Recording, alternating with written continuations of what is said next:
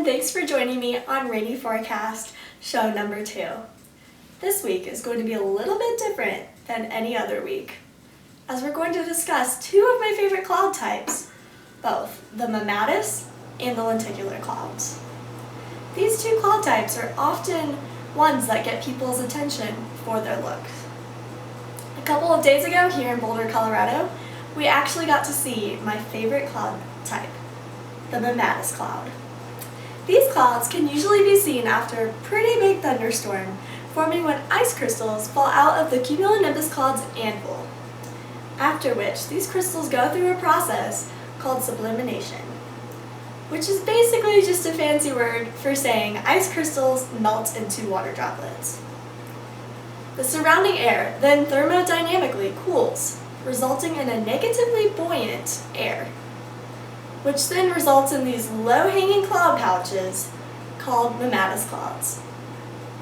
Although they are usually associated with severe weather, these clouds do not produce massive storms themselves. Moving on to my second favorite cloud, lenticular clouds. These are mountain clouds that look very similar to a contact lens. So, you may ask, how do these unique clouds form?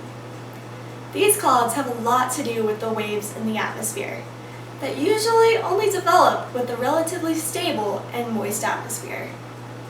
If the temperature at the crest of the wave, which is the highest point of the wave, reaches the dew point temperature, then condensation will occur in these lens formations.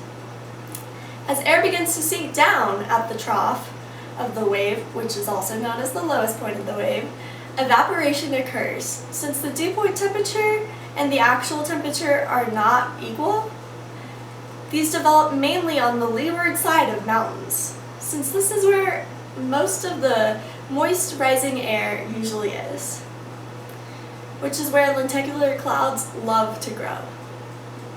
Well, that wraps up today's show. I hope you learned something new, and thank you so much for joining me on this episode. All of my information and research I used throughout this show will be cited in the credits after this message. I hope you all have a great week, and I'll see you back here next weekend.